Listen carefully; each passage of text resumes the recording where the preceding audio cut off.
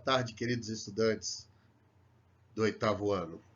Eu sou Eduardo, professor de Geografia, e hoje nós teremos uma videoaula de revisão. Nessa videoaula nós realizaremos uma revisão dos percursos 9, Estados Unidos da América, e 10, República Popular da China. Esse exercício foi produzido pela equipe GeoVinci do 8º ano. Vamos iniciar pelo percurso 9, a ascensão dos Estados Unidos da América no cenário internacional. Questão número 1. O que foram as 13 colônias dos Estados Unidos e qual a sua localização geográfica? As 13 colônias inglesas foram os primeiros territórios ocupados dentro dos Estados Unidos da América. As colônias eram divididas em colônias do norte, colônias centrais e colônias do sul. A localização geográfica das 13 colônias é a costa leste dos Estados Unidos. Lembrando que os Estados Unidos sofreu uma colonização na porção norte de povoamento e na porção sul de exploração. Isso traz grandes rusgas, grandes mágoas e grandes rivalidades raciais dentro do território norte-americano. Questão 2. Caracterize o Destino Manifesto. O Destino Manifesto é uma filosofia, é uma crença, onde os americanos brancos e protestantes acreditam que foram eleitos divinamente por Deus para levar o progresso e o desenvolvimento para as Américas e para o mundo.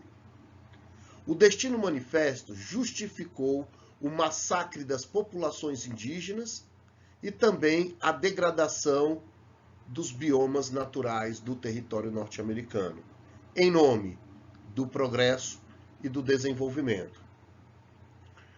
A figura, o quadro de John Guest, chamado de O Progresso Americano, é a obra que melhor retrata o Destino Manifesto, onde um anjo, um ser celestial, carregando a Constituição dos Estados Unidos em uma fiação elétrica, por onde o anjo passa, ele leva o progresso e o desenvolvimento, técnicas agrícolas, pecuárias, as indústrias, a ferrovia, a indústria naval, e ela vai afugentando, ela vai, de certa forma, justificando o extermínio das populações indígenas que habitavam a região originalmente e também destruindo os biomas naturais. O Destino Manifesto é considerado um ordenamento principal, é uma filosofia norte-americana de vida. 3. Explique o que foi o Homestead Act e a sua relação com a ocupação do interior dos Estados Unidos. Bem, com a formação das 13 colônias, houve a necessidade de mais espaço. A expansão territorial norte-americana foi também conhecida como Marcha para o Oeste.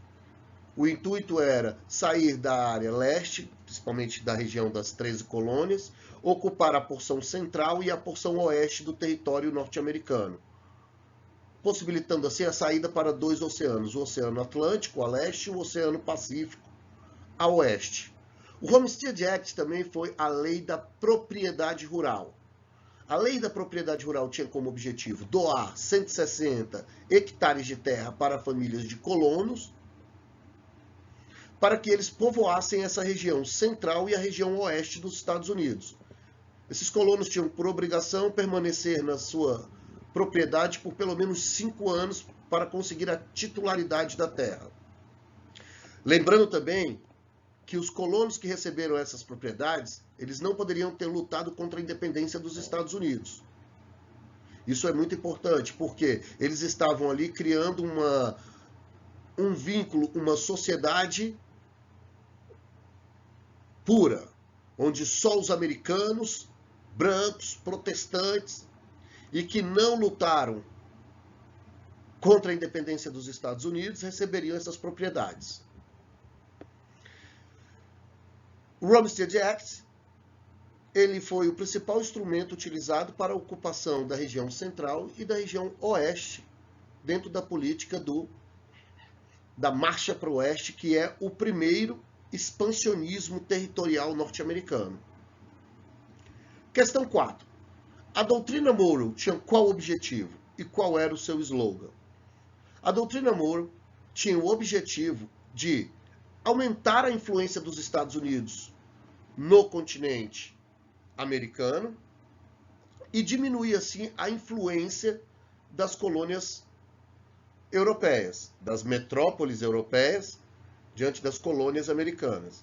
Então, os Estados Unidos, ele estava assumindo agora o continente americano como a sua principal área de influência. E o slogan utilizado pela doutrina Monroe foi a América para os americanos, o que caracteriza muito bem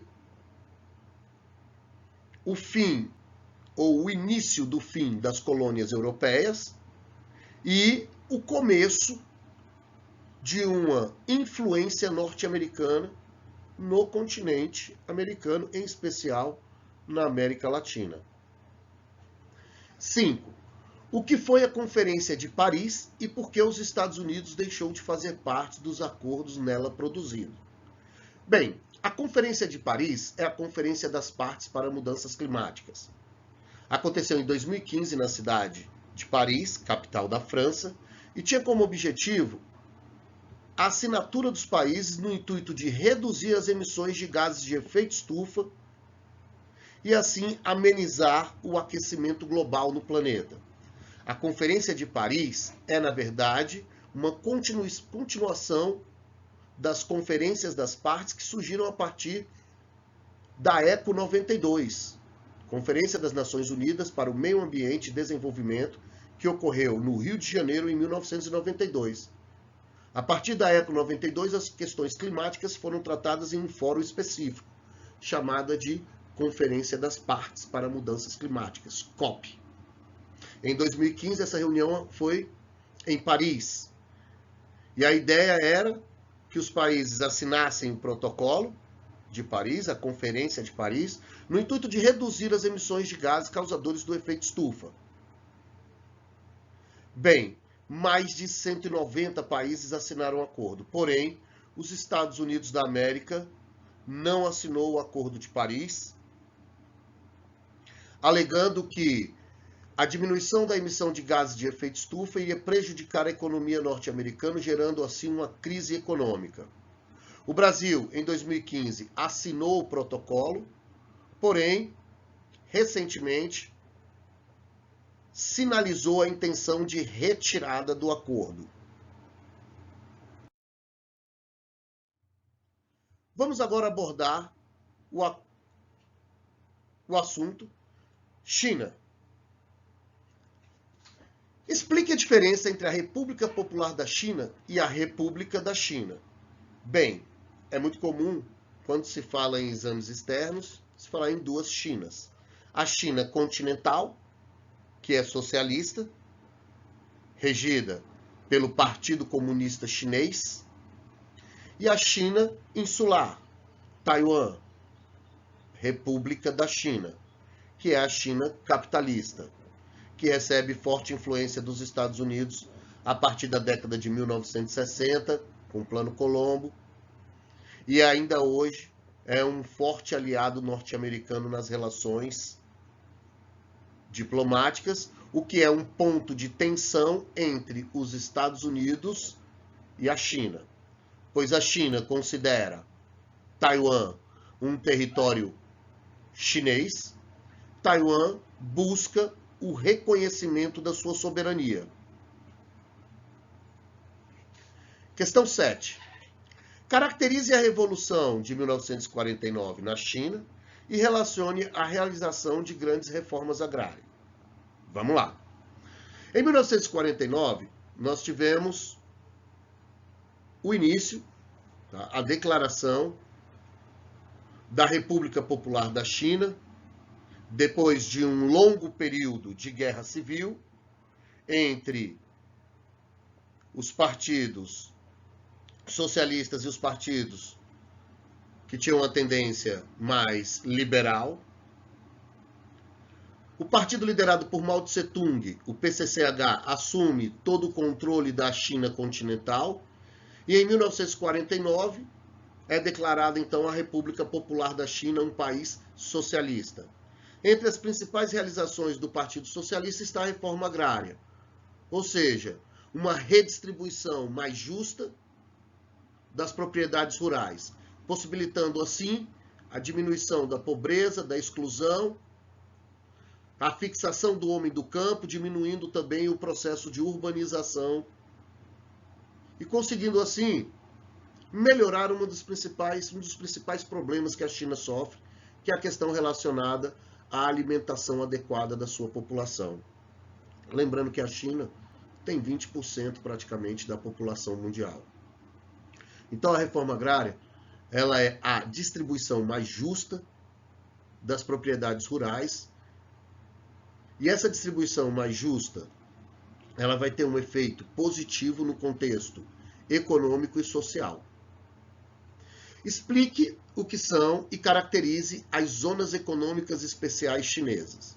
Bem, a China socialista, a partir de 1949, depois de conflitos entre as potências imperialistas ocidentais e a influência da União Soviética. A China foi um grande campo de batalha e um grande campo de conflitos ideológicos, onde, após 1949, prevalece o sistema socialista. Em 1982 a 1987, logo após as reformas implementadas em 1978,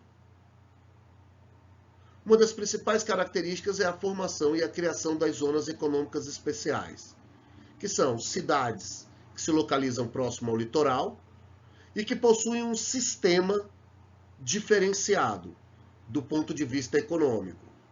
São cidades que possuem uma abertura econômica, possibilidade de inserção de empresas transnacionais, isenções de impostos, uma infraestrutura de transporte adequada, energia, isenções fiscais,